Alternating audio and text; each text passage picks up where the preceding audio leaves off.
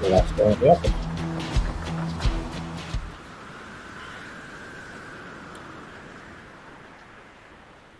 Well, g'day everybody. So this is a momentous occasion, I think. Big news that this could be our last day in this office. We're supposed to, well, we're not supposed to be out to the end of April, but we're clearing everything out. Everything's disappearing, and I think if it's not today, we might be back here tomorrow in the morning before we leave. I'm not sure. So, and just a reminder, the tracker tomorrow will be at 10 o'clock in the morning. And then after that, it'll be late in the day from UK because we leave here about midday, heading for Cows. So that'll be kind of cool. And even the models are gone. That's actually a model of Trekker. For those that don't know what Trekker is, that was John Guswell's little boat, little 22-footer that he sailed solo around the world back in the 50s, which is quite a story. And so hence the name of my Globe 580. And the mini globe race is sort of in the spirit of John Guswell and Trekker and all the other small boat voyages that took off around the world. In fact, it's also another thing that came out today I saw from Barry. It's looking for nominations for the Cape Horners Hall of Fame. They actually pick 6 a year, which personally I reckon is too many. But anyway, that's another story. They have 6 people that get honoured on the list of Cape Horners Hall of Fame, and you can actually nominate them. And I was thinking before I should get out because there were some guys that went around in little boats. Nobby Clark, who used to keep all the solo records for around the world, he wrote a really great book. I met him, had lunch with him one day. Anyway, he and there was a Japanese guy. There was Hori Kanichi, who's been doing bits and pieces in the Pacific, but there was another Japanese guy that went around the Cape Horn in a bloody 19-footer. Long time ago. He sailed around the world. It was an amazing story. Lots of these strange stories about people doing amazing voyages, but there's been a lot of little boat voyages that have gone around Cape Horn. I'll have to pull them out and nominate someone. Anyway, I digress. So lots of things going on the fleet.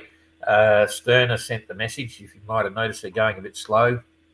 They broke their D2 from the end of the spreader going up to the mast. It snapped off at the rigging screw again.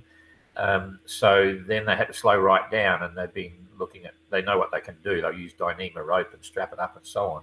It's taken them a bit longer than I would have thought. Hopefully they're moving now. Could be because it's challenging to get up the mast. It's quite a way up there. And then go up and down, strap it up, tension it, all those sorts of things to replace it. They've actually lost quite a bit of rigging on Sterner over the course of the OGR. And maybe the riggers' dies aren't right, and it's twisted the sometimes if you get a bent swage, it loads one side of the wire. But I don't know. They've had quite a few rigging. L'Esprit de Keep did as well in the last leg. They lost a bit of rigging. Touch wood, boats getting tired. And my philosophy on that is most new standing rigging, if you've got diform or 1x19 wire, I always say, and I've been watching this for 30 years, I always say that rigging is good for 1 1/4 times around the world. So if you make sure it's all new at the start of the race, you're usually pretty right, touch wood.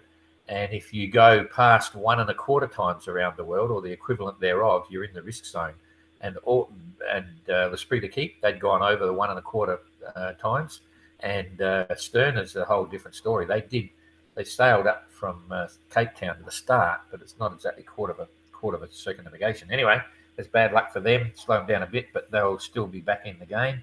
And a funny one tweet from Triana. They're down to soup and flying fish a day. 1 soup and flying fish per day. They're running out of food, basically. So it could be a combination. I mentioned before that they were trying to save weight, but I think they also must have made a miscalculation because they've got a long way to go yet. So we don't know how serious that is, but that's the word. Soup and flying fish every day. Outlaw called. They blew out a spinnaker. They've popped. That's their second spinnaker they've popped, and it sounds like it's beyond repair. I'm not sure. And what else have I got here? Outlaw. I think that's about all. We're going to do a boat tour. I forgot the last couple of weeks. I should have been doing boat tours that we filmed in Punta. So have a look at Galliana with Secure after this. As soon as we finished here, I'll put that up. Quite an amazing boat. It's a very small boat, actually, very small. It's 55 footer. It's a beautiful swan, Norda Swan, 55, Sparkman Stevens design, Tapio's dream boat since he's been a teenager. But you put it alongside a Swan 57, and it's like about a third smaller with volume. It's quite amazing, and they're sailing with 12 crew, so they're tucked in there and having a great time. So have a look at that little tour after this. That's about it. So let's get into it and see if Marie can continue to make the. I need to go. Oh no, I don't need to go there. I need to go here. Whether she's got a chance of cracking the double here. And that will be very interesting. She's made a good move at the moment leading into this. Yep, she's well and truly through it by now. So that's kind of cool. Okay, so Penduic's doing 9.5. Pretty cool. I won't get into that. You can see what's happening. We'll come through and review the whole lot. This was this zone of winners and losers I was talking about. It's already starting to happen. Okay, Neptune's moving again. A few others are. Looks like the Speeder keeps in trouble. Yep, 4.5. And we got translated nearly there. Let's have a look at that before we start on all the others. So translated on their way to Madeira and not far to go. So they're doing 8.3 knots with a northerly breeze, and will they get in before this this thing comes over the top of them and slows them right down? No, they're fine, but the wind's going to go forward of the beam a bit. Yeah, so that's on the 8th and 9th. They should transition. It's going to transition, a bit of headwind, but I think they'll go close to getting in by them. They've got approximately until we'll just say there 60 miles to go doing it. Yeah, they'll be in. Okay, 8 hours. So maybe just before dark they'll get in there. Their team's there waiting for them, so they'll be glad to get there. And as I said before, they're going to try for a serious repair job this time and try and make it across the finish line before the official prize giving, which is set for June the 21st in Rome. So kind of some interesting challenges there for them. All right, moving down here, what's Sterner up to? Have they started moving? Yes, they are. That looks like it's still slow, but they might have made the repair, or what it could be, they've probably made the repair halfway through this position report and the last one 4 hours ago. Now, if that happens, it splits the average, because if they're back in the game, they should be sailing about 6 knots. Prior to that, when they were just drifting, fixing the rig up, they were doing about 3 knots or something. So I think they've probably fixed it. They're underway, but they might have only been underway for the last 2 or 3 hours or something. So a 93-mile day in the last 24 hours, but that's not too bad at all. So I'd say they're back in the hunt. And what's Explorer up to? 5.7. That's cool. Anything over 5 knots for Explorer right now with their strange configuration on the bow with their Genoa is a good thing. So they've managed a 132-mile day. Not too bad. 150-mile days would be better. But I work on the basis that they should be, even with the headstay furling gear disconnected from the drum, sheared from the drum, and all the complications that brings, they should still be making close to 1,000 miles a week. So if we say they're 2,850, let's say it's 3 weeks from now, there's the 21st, another 8, so that's about the 29th. So if all goes well, if they can sail really well, the 29th, I think they'll probably lose another 3 days. So it's going to be early in May. We should see them cross the finish line. I added that little extra in because it's going to still take them time when it's on the nose, but it should swing, hopefully, later on. So let's say the first few days of May for them. White Shadow, they've been projecting or suggesting they're going to get in on the 28th of April, but I reckon they're going to get in on about the 23rd. So don't listen to what they say. Think of positive and think 23rd instead of 28th. They've only got 2,065 miles to go. So again, same deal. They should easily make 1,000 miles a week. So that's 2 weeks. So there's, and it's the 8th now, so 8 and 14 is 22. So if you throw in a couple of extras just for fun, that's about the 23rd, 24th or something like that. That's when I'd expect to see them. They're currently doing 8 knots. That's probably one of the faster ones in the fleet. Galliana, this is good news for Galliana and Triana. They're still moving. They've got the breeze here. and they're going to miss the centre of it because this centre is moving across to the east, and it's above them. So I don't think they'll slow down now. That was always the risk, especially for Triana, because she's trying to pace Maiden. Anyway, Galliana's doing 7.8 knots, and it's a 158 mile day. Pretty respectable. Happy with that. It's only going to get better because the wind's going to swing behind them and hold still. Triana doing 8.4. They're sailing for food now, not for speed. They want to get in because they're all getting hungry. And the amazing part is they've still got just under 2,000 miles to go. So imagine setting off to do a 2,000 mile ocean leg, and they say, hey guys, you've got soup and flying fish every day for the next 2,000 miles. That's what they're looking at. That's crazy. Anyway, the story will be told later. And 165 mile day, so that's pretty good. Evrika, 7.6. Well, I loving Evrika's pictures. I don't know whether you saw the summary of all the satellite photos that we put up. Was put up on Friday, I think. We put it up. Rob puts them together and puts it up to music. I love those photos because it really typifies the whole thing that's going on with the race. And so later on, when it's all over, I'm going to put all of those photos together, all those photo summaries together from the start of the race to the finish of the race as one whole thing. It'll probably go for, I don't know, about an hour maybe. I don't know, but it'll be to music, and it'll be very powerful thing to inspire people about the race. Oh, I forgot the big news. Oh, I'll tell you the big news after this one. When we finish this, I'll tell you the big news. That's what I've got to do. I'm just writing a note. Anyway, and I'll show you something quite cool. Okay, Evrika, 7.6, 118 nautical miles for the day. I'm happy with that. Now, Outlaw is very confusing because, oh no, it's not. I thought they were still moving. They were still doing 6 knots before, and it was showing us sitting in the middle of the calm. And they're absolutely in the middle of the calm now because they're only doing 3.6. And that's going to sit them there for quite a while, maybe 18 hours, 12 hours or so. They won't be going very fast. And they did 142 mile days. Now, the maiden story, they've been getting fantastic, very accurate weather reports because their tweet today said, spoke to a ship, and the ship said at 6 o'clock in the morning, the wind would stop. And a number of hours later, at 6 o'clock in the morning, the wind stopped. So they're a bit miffed about that, but at least they got good forecast. So now they're doing 2.2 knots, and they did a 171 mile day. So the only good news out of that is that they look as if they're on the edge of it here. So they've managed to still maintain 170 mile day, leading into this, which is pretty impressive. They were still moving quite well in the previous 4 hours, or the previous position report 4 hours. And now they're right on the edge of it. So I reckon we'll have a look, but probably affected for the next 8 hours, and then they'll still be underway. Now, that's all good news for Triana because Triana's doing 8.4. Maiden's doing 2.2. That's exactly what Triana wants because they missed out badly recently where Maiden was just roaring away. Still a big difference in distance. Maiden is 1,437 miles to the finish, and Triana is 1,940. So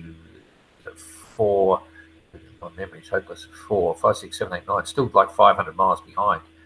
But it's all about time on distance with the IRC handicapping, and at that rate, Maiden's not getting any further away, so they're still probably holding. Triana's probably holding about 2 days over Triana for IRC overall for the whole Ocean Globe race. So that's kind of interesting, but still got another day or so to get through this, but it's looking like now the tables, yesterday I was saying, it'll depend what happens in the next 2 to 3 days. Now I say in the next 24 hours, we'll know whether it's all over bar any onboard problems, something breaking or something like that. But who knows? Still a long way to go. Spirit of Helsinki, 3.9. They're bogged down as well in this centre of the system, but not long to go for them. 169 mile day. Neptune's sailing again. They were heading the other way in the previous position report, lacking a bit of breeze. You can see there's a bit of a hole going up in here, and that went over them previously. So 5.6, 144 mile day. That's not too bad at all. The Spirit keep not looking good when they're staring that way because they're meant to be going home, not out to Spain. So 4.5 knots and 165 mile day. Again, not so bad because this should be going that way. Now, Penduick, I reckon, are getting really good weather forecasts because that was a smart move. You can see, or when I say that, it's not as, it looks a bit obvious because now she's going straight for the English Channel and home. So that's a good move. But if she had been going up, it would have been harder because I think you'll see this come across. But I think she's through it now, doing 9.5, 168-mile day in the last 24 hours. So that's cool. And let's now just see what happens with this system. We'll drop it back one notch and just see. So you can see the relative positions of everyone. Oh, even Explorer. Here we go. You can even see the finish. So we'll just push this through a couple of days now. Here we go. This is late tonight. Okay, you can see the center of the highs coming underneath Penduick. So Penduick shouldn't slow up much. L'Esprit de Keep is back in the breeze.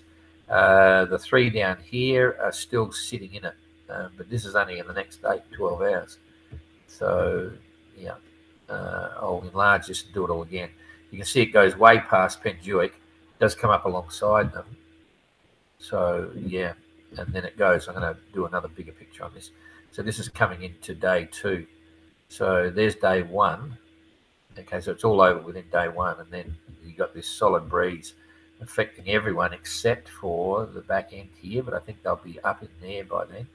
So, yeah, it's not showing you a good mix, but we'll carry it through at this side while we're here to get it for 2 days. There it is.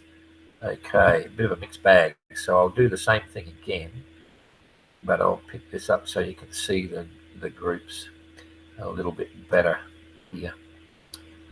Okay, there it is. You can see how it moved across. I'm just going to pick it again. You can watch whatever boat is maximum interest. Spirit of Helsinki should be sailing. Neptune should be sailing. Outlaw might be in a bit of trouble there.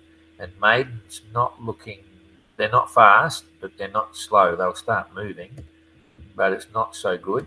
And Galliana with Secure and Evrika, Triana, they've got breeze. Penduick will keep sailing. And then it'll be nearly until tomorrow. So it'll be sometime early morning tomorrow that Maiden and Helsinki and Outlaw and so on keep sailing. Then these guys are coming up here into this solid breeze, so that's cool.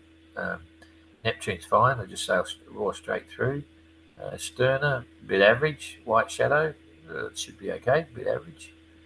But they're moving. Okay, so that's 24 hours. Then I'll come down a bit again so you can see it. So this is now coming into 2 days out from now. You can see all the way down the side here, you've got Penduick's got breeze. She'll be way ahead by then. She'll be up here somewhere. So you've got breeze all the way through. The Spirit of Keep will get back on track and be coming this way. Got breeze. Helsinki's got breeze. Neptune, Maiden will be in there sailing away. So within 2 days, they'll be up in here somewhere as well. Outlaw should be sailing by then. These guys will be up here, probably going straight through the Azores. White Shadow, not sure. If she holds that, she might come up here still in the light stuff. Sterna should be okay. She'll be up here. She should be up here. So a bit of a mixed bag. And Explorer, oh, jeepers. Let's hope it gets up there and not stuck there somehow. No, it should be right, I hope. Okay, and so now this is day 11. So this is the 3rd day. And you can see it's starting to change, but Penduick by the 11th should be right up here somewhere. So I'll run it back here and I'll just, so you can see the run into the finish. This is just for the Penduick fans. You can imagine where she's going on this. She'll be into, she'll be into this area here then. And there's really favourable winds all the way through. And I'm thinking she's going to arrive sometime on the 12th now. So you can see that's perfect breezes all the way through on the 9th, all the way along here. Okay, then come through to the 10th. Fantastic following breezes all the way up. Everything will be up and just going for it. So there's the 10th. We come through to the 11th, getting a bit softer. It's got a lot softer than the forecast 6 days ago. So that's quite nice sailing. So a nice sail into the finish now. The others will be coming up here if they stick to the run line. This run line, they should be okay. If they go direct and come through here, it might get a bit light. But it's okay, and that's where I think you're going to see Penduick come up to Cows in that nice breeze, and then the others coming. There's some big holes there, but not too bad on the 12th. Oh boy, that's slow. On the 13th, it's very slow, and that'll affect the majority of the fleet. 11, 12, 13, the majority of the fleet's going to be somewhere in here drifting around. And when it goes like that, usually what you see coming up is some headwinds. Wow, this is going to be interesting. Yeah, here it comes now. This is exactly what happens because now this guy is taking over, filling the void. So this is the 14, 12, 13, 14, 2 days behind Penduic. And if this forecast holds true, it's not going to be easy for them because look at this, boom, headwinds. This is exactly what happens. And so you imagine coming up here now, where you're going to go. You're going to go boom, boom, and it's going to stay like that for a while. So this is 12, 13, 14, 2 days behind Penduic. That's about 400 miles. Yep. The speed of keep should get in just beforehand, but I think actually when it's really close, they'll have reaching breezes, so it's not going to affect them. Let's just keep going here. I'm waffling on a bit, but anyway. No, it's a bit too hard to call. It's all over the place now. So anyway, they'll get there. Okay, leaderboard. Boom. Leaderboard, line on it. You can see it. Boom, boom, boom. That's straightforward. You can see it all stretched out in a line. IRC. Penduic, 47.15. And that's going to be hard for Lionel to catch up, but never mind. You never know your luck. That's just purely because Lionel's now parked and they're exactly 18 minutes behind Penduic. Can they keep up with it? We won't know until they get sailing again. A couple of days behind that is translated 9. That doesn't matter. And then you've got 49, 47 for Neptune. They're in a good position. Then Maiden, 51, 14. So, yeah, it's all a bit up for grabs there. But I suppose, if anything, what you'd have to say is that Penduic is going to ride that breeze in and might have a crack at still. Still got a chance to get line honors and handicap. Next one is Triana, 52 days 2. Made 51 days 1.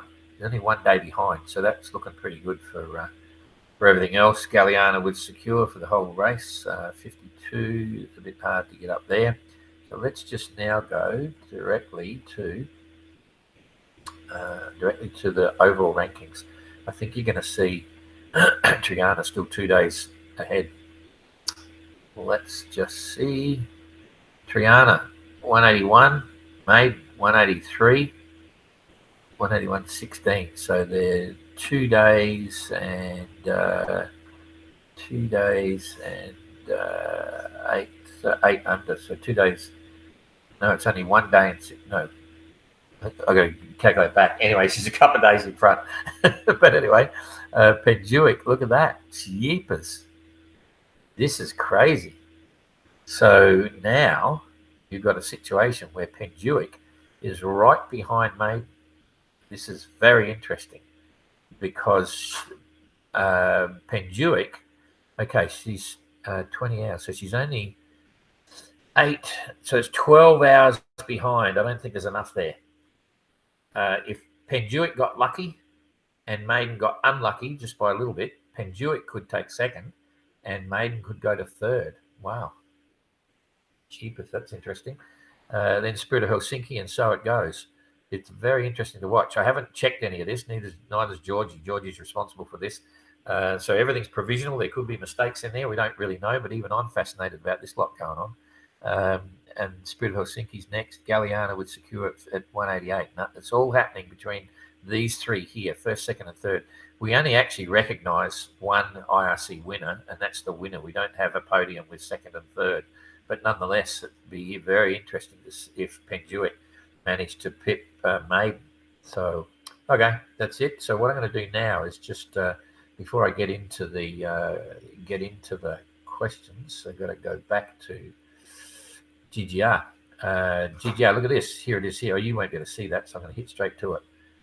You should be watching this now. Ocean GoGo's 2027. I'm just going to check that, yes, you are seeing it. So we've opened on the website now. You guys are getting the first note on this. There's a press release going out tonight with all the latest news, which will include quite a bit on 2027 GGR. But you can click onto that. It tells you a little bit about it. There's the course. It's all going to be sorted later. We're going to be starting in Europe or the UK. We don't know, anywhere in Europe, UK, and then Cape Town, and then either Australia or New Zealand, and then somewhere in South America, but it's Punta or somewhere else. That'll all be official, by the end of this year, hopefully, or something like that. And then we talk about the differences. I'm going to walk you through it. Some of the changes here in 2027. First one is we have 26 entries are open as of today. So if you hurry, you can be the first one to get in with your application to join 27. And we've got 4 special invitations. So the absolute maximum we could have is 30 votes, but we'll wait and see. I'll be very happy if we get 26. The big only 7 entries from any one country, because as you know, we had half the fleet is French. I don't have anything against the French. In fact, I live in France and I love everything to do with French and France, even though I can't speak the language. But anyway, we just don't want to be swamped by anything. And come the 1st of January 26, we will probably drop that. So then if we get 10 French entry, who cares? It'll be very exciting. So the next one is, this is the big news. OGR, we've got an opening in flyer class for any similar OGR style transocean yachts up to 20 meters, launched before 1988. I mentioned this yesterday. And we've got a spot there for them in the race. So you don't have to have a Whitbread boat now for flyer class. However, we have class limits. So we're opening 8 entries in adventure class. We're opening 7 entries in Sailor class. And in flyer class, we've now got 11 entries in total. And that will mean that we're allowing 7 original Whitbread boats and only 4 of the new open entry boats that aren't Whitbread vets in there. So if you're keen, there's your opportunity. And I know for a fact those 4 spots will fill very fast because that's a big opportunity for a lot of existing owners that we've been talking to. We've got one guy ready to drop his entry in probably this afternoon. A very interesting boat. So that's big news. The other one's Chichester class, as we mentioned. If you have to, normally you go and get outside assistance, you're out of the rankings straight away.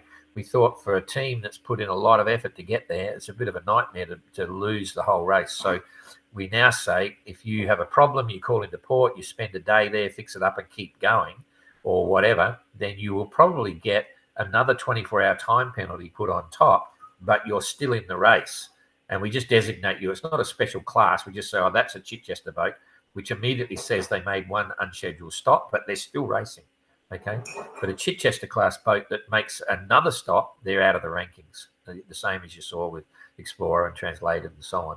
So it just gives everyone a chance. If they have one spot stop, they're still in the race, but they've obviously cost them a bit of time. We're going to have required an approved citations observer on board each boat. That's someone that's an expert in whales. You can learn this. You've got to be able to understand whales, dolphins, pilot whales, all that stuff, all the different types, their characteristics, and we're going to log everything associated with all the observations for all the boats around the world.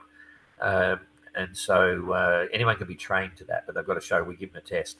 They say, righto, what's that? Is that a humpback? Is that a blue whale? Is that a minke or whatever? And what's the characteristics? And they log all the details, how many were seen, what direction were they headed, what speed were they doing, what was their activity at the time, were they breaching, were they feeding, whatever. So we'll start collecting data for all the way around. It's a perfect opportunity because you've got all these people sitting in the cockpit doing nothing. Same with UFOs. Any UFO over the size of a normal domestic, we've got to decide, we haven't said yet, either a fridge or a washing machine. They'll have to log the position and what it was. Anyway, the other big one is fuel penalty. We've mentioned this before. Each of the boats, we've cut it back to 180 litres. They'll get 180 litres to use for free during the entire Ocean Globe race. After that, every litre of fuel they use for all 4 legs will be calculated, and there'll be a 10-minute time penalty for every litre. Now, this is going to really annoy some because there's heaters and there's fridges and freezers and all that sort of stuff. It's going to take a whole different mindset towards alternate energy in terms of wind generators, water generators, solar panels, and so on, because it will make a very real difference. You imagine a boat like Triana gets a 3-day time penalty at the end of the race because they use too much diesel.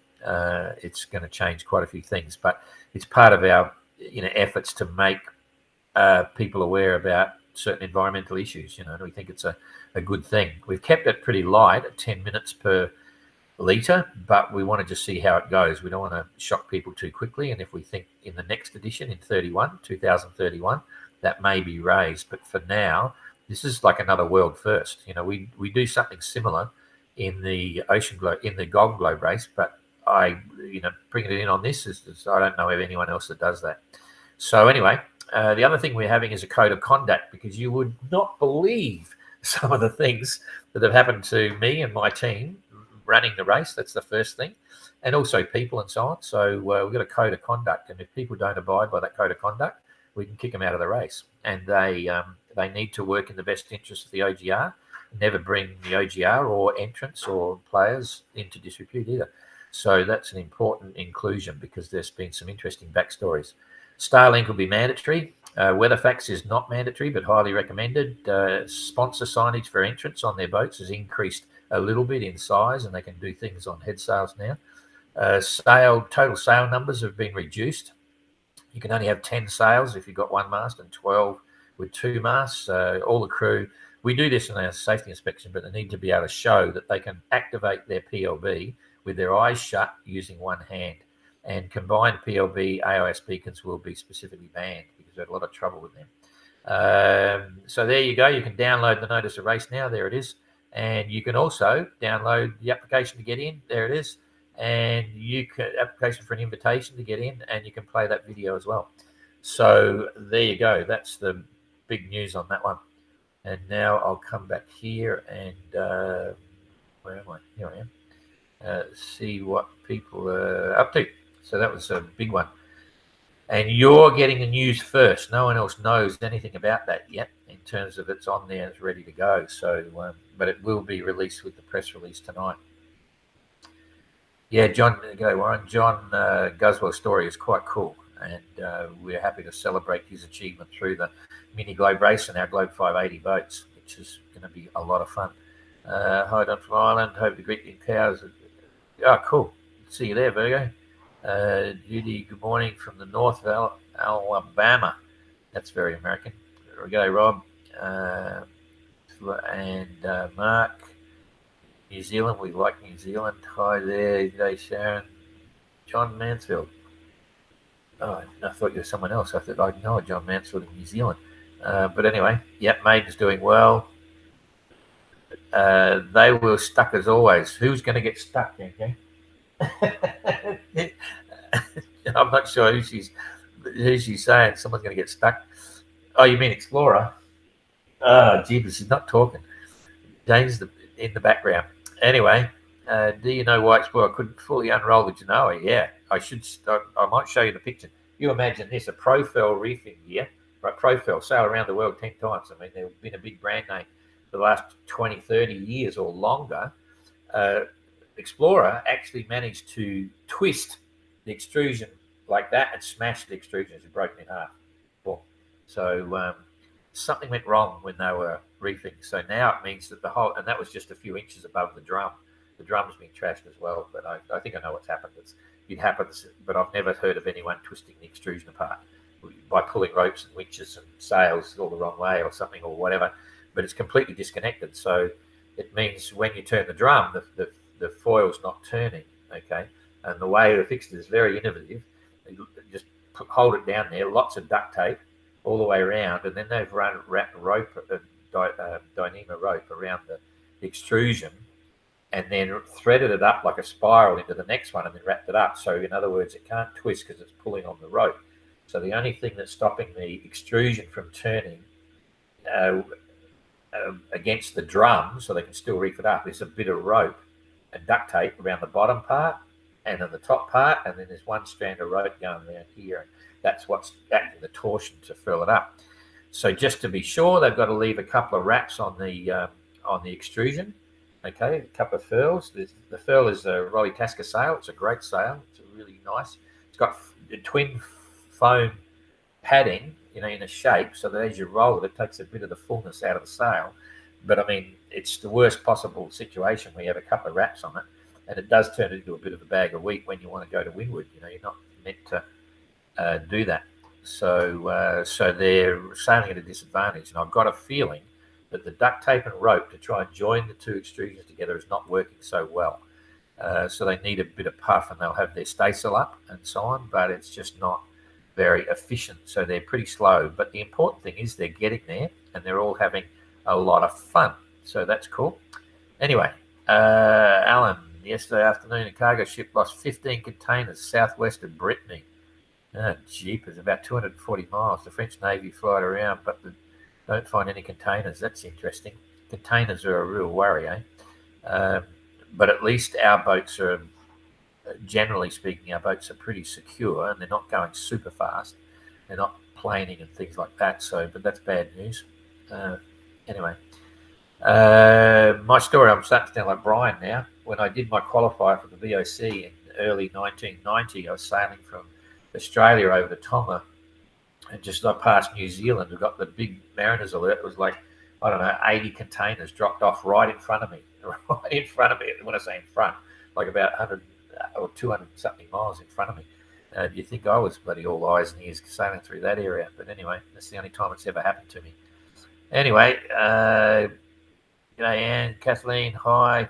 Okay, so I think that's it, everyone. It took a bit long, but good to chat, and we'll see you all tomorrow before we head off to the UK. See you later.